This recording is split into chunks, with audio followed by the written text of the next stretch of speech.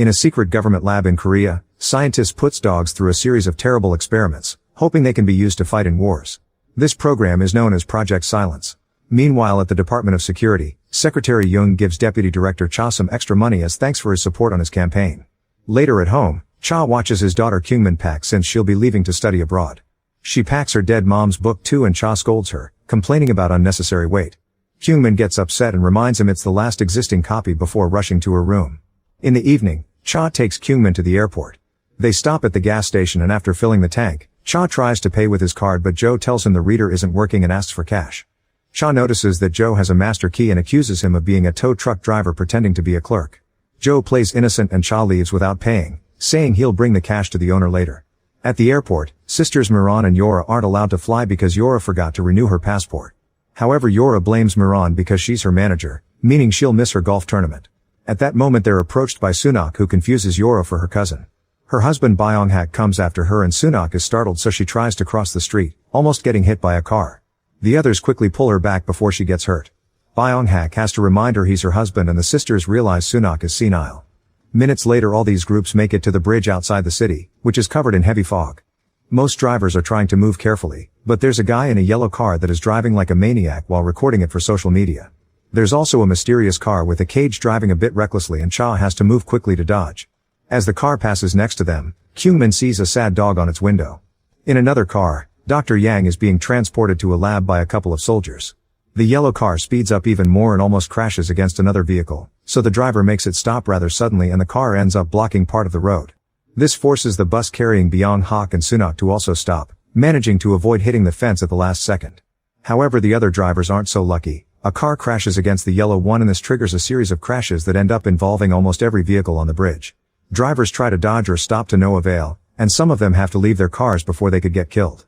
A huge truck comes next and tries to dodge the bus, which only causes it to fall on its side and start pushing the other cars together. People panic and run out of the car pile right before the truck stops. Soon a police car appears on the opposite lane only to end up crashing against a crane. Back in the gas station, Joe is being scolded by the station owner for losing the money. At that moment they hear on the radio the news about the bridge pileup and Joe deduces Cha must be stuck there, so he leaves in his truck with his dog Jody to look for him. On the bridge, Cha and Kyungmin are still moving on the opposite line and they watch the chaos nearby. The cage car goes ahead safely, but Yang's car gets a tire stuck on some debris and loses control, quickly crashing and flipping.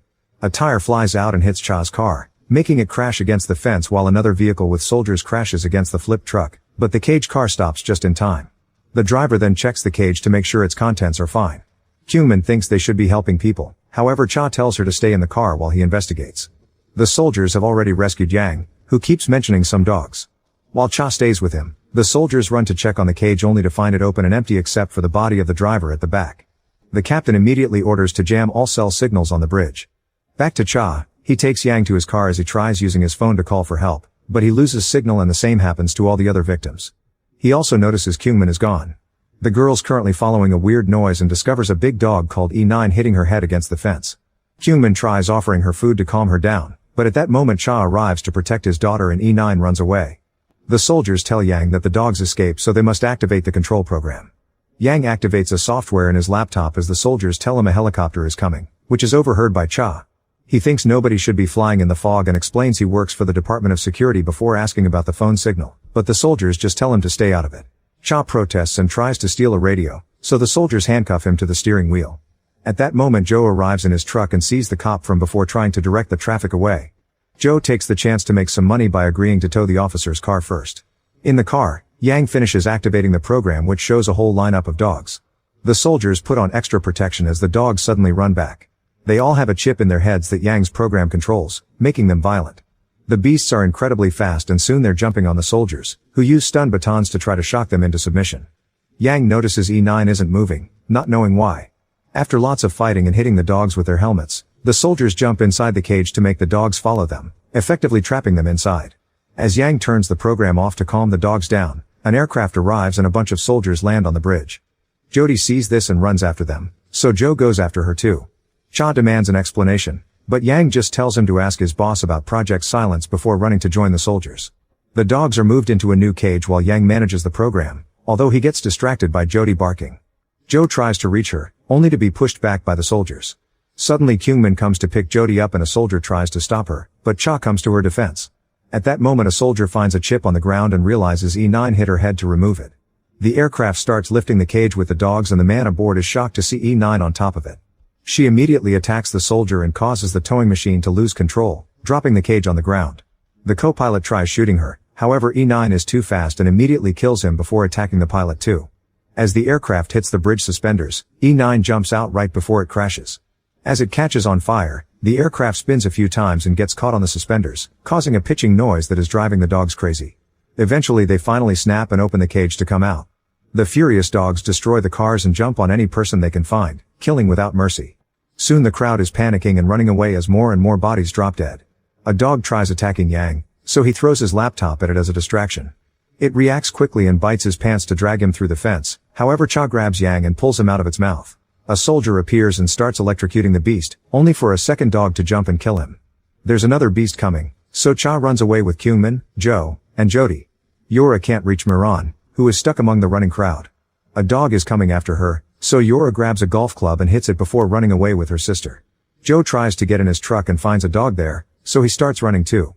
Yang finds a working car so Cha and Kyungmin get in with him, driving away after a bit of struggle with some debris.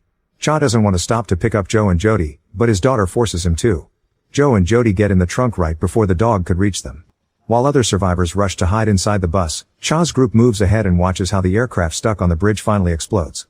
Pieces start to fall and land in the middle of the bridge, causing flames to spread on the gas leaked by the truck and block the exit. The fire makes another car explode too and more debris flies off, breaking the window on Cha's car. He loses control of the vehicle and starts turning to avoid the flames, but they still crash against the fence. Meanwhile Jung is trying to send help, but helicopters can't fly to the fog and the bridge is too high for ships to reach it. However, he tells the reporters they're using all their resources for a proper rescue. Back to Cha, he takes Yang's radio and tries asking for help, but he gets no replies as another dog jumps on the car. The creature sniffs at the glass for a few seconds but gets bored and leaves. Then Yang explains he developed rescue dogs that respond to human voices, but the military made him reprogram them for hunting. This was a commission from the US and European countries, who wanted killer canines that could find and kill terrorists. They're trained to recognize their target's voice, but the project didn't go well and the dogs became too violent. They were on the bridge because the military was trying to dispose the failed samples. After another try, Cha manages to use the radio to contact Jung, who tells them to move back to the middle of the bridge because the flames from the truck had toxic gas. Cha tells Jung about Project Silence and how it involves the current minister, saying he has enough evidence to bring him down. However, Jung informs him that the project also involves their own department. At that moment a few dogs surround the car, but another explosion happens and the flames get even bigger, scaring the dogs away and causing smoke to get in the car. Luckily the bus comes over to help, so the group covers their faces and runs to join the other survivors. The bridge is starting to go down, so the bus immediately pulls back as the aircraft finally falls, causing the biggest explosion yet. The fire and the shockwave break the suspenders, making the middle of the bridge collapse. A bunch of cars fall into the sea but luckily the bus gets away just in time. Nearby, E9 has gathered her pack. Once things have calmed down, Cha introduces himself and explains the authorities are delayed because of the fog, but assures the survivors that rescue is coming. He also lies a lot, saying the phones are down because of the explosion and the dogs are the army's canine unit going through a bad case of rabies. People are skeptical, but Joe backs Cha's argument and everyone believes it. Then Joe finds an abandoned alcohol bottle and steals it before asking Cha to talk in private at the back. Joe wants the gas money and Cha surprises him by offering a juicy reward and a medal if he keeps his mouth shut. Minutes later a SWAT team descends on the bridge and go directly to the bus to evacuate, saying they haven't seen the dogs. Cha contacts Jung about the potential danger, but Jung insists the soldiers will protect them. The group starts crossing the bridge, noticing all the bodies on the ground. Suddenly Yang sees a dog running among the cars and steps back, accidentally activating a car's alarm. To their shock, more alarms start wailing around them and the soldiers move ahead to investigate, only to suddenly be ambushed by the dogs who had been triggering the alarms on purpose. The beasts are so smart that when they attack the soldiers they go for the guns first, causing them to fire at random and hurting some people in the process. Miran gets shot in the leg and Yora rushes to get between her and the dogs, using an object as a shield. While the soldiers are killed one by one, Sunak loses her sense of reality and tries to pet a dog, who throws her on the ground and hurts her before a bullet scares it away. Cha is also jumped on by a creature and holds it back while noticing Joe hiding under a car. Jody then starts barking and gets the dog's attention, so Joe runs away with her while Cha rushes to help his daughter. Kyungmin is pulling at her bag to get it back from a dog and Cha wants her to drop it, but she refuses because she wants her mom's book. Cha forces her to let go and drags her back, but when the dog tries to follow them, a soldier shoots it. Then another creature kills that soldier too. Afterward, Cha and Kyungmin run back to the bus, hiding in the luggage compartment. Unfortunately, Cha realizes his radio fell, so he comes out again. He quickly grabs the radio and takes the chance to get his daughter's bag and a flare gun. While waiting, Kyungmin watches a video of her mother reading the book to her in the hospital and misses his dad's smile. She's interrupted by Yang, who opens a hatch that takes them into the main part of the bus. Then Yang explains that E9 is the original dog, all the others are her clones. She sees them as her children, and during the experiments, she had to watch how the humans kept killing her puppies. What she's doing now isn't hunting, it's revenge. Meanwhile, Cha finds the remaining survivors hiding together inside a fallen truck. Only Joe, Jody, the sisters, and the elderly couple are left. Joe admits he's told them the truth about the dogs and Sunak is heavily bleeding. Cha lights some torches with a flare and shoots the other in the sky before calling Young, who sees the flames on the security cameras. Cha explains the group will try to leave on the bus and asks for snipers to shoot at the dogs, but Young refuses because reporters will record it and promises there's a SWAT team waiting at the bridge break. A desperate Cha informs him the survivors know everything and Young hangs up. When the group reaches the bus, Kyungmin tries opening the door and Yang stops her because he's afraid the dogs will come in. They are currently surrounding the bus, so the survivors try to scare them off with the flames, but one dog still manages to reach Sunak and bites her stomach. Byung-hak uses his torch to burn the dog and make him back off, however the dog gets her foot instead. The torches are starting to die down, so Joe drinks the alcohol from earlier and spits it at the fire, creating huge flames that effectively keep the dogs at bay. Cha takes out the flare gun and almost shoots Yang, but instead he shoots the flare at the ground. The resulting flash of light blinds everyone and Yang lets go of Kyungmin, who finally opens the bus door. The survivors rush into the bus and Joe kicks Yang for not helping. Then the group notices the bus has no keys, so they use Joe's master key to make it work. Meanwhile, Jung cancels all conversations with the press and is losing support for his candidacy for president. He gets a message from the minister saying he gets to choose if saving the survivors or not. The bus reaches the bridge break and Cha tries contacting the SWAT team through the radio, but nobody answers. The group argues over what to do because the dogs are out there waiting, and Kyungmin comes up with a plan. They hide in the luggage compartment with a camera, and while they wait, Sunak unfortunately dies. Soon the dogs enter the bus and the group pulls a thread to close the door, leaving them trapped. The survivors immediately start coming out, yet Byung-hak refuses to leave his wife.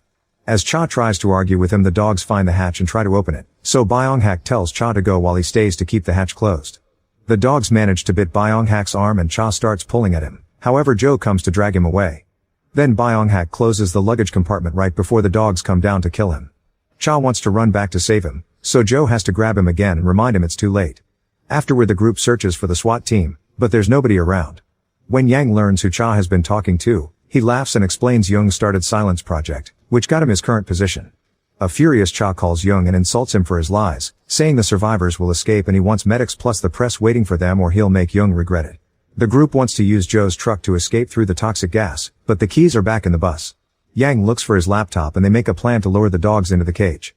Cha will act as bait, and before he gets into the cage, Kyungmin tells him she doesn't want to study abroad. She also gives him her mom's book. Yora gets her golf clubs ready and finally admits to Miran that she knew her passport had expired. She didn't say anything because she was too afraid to play in the tournament. Next, Yang activates the transmission of Cha's voice, who is reading the book. As the dogs start going crazy, Yora begins hitting golf balls, making them hit the bus window over and over until it's weak enough for the dogs to jump through it. The beasts immediately reach the cage and start shaking it to reach Cha. Joe uses this chance to get his keys back from the bus, only to discover E9 is still there because she doesn't have a chip.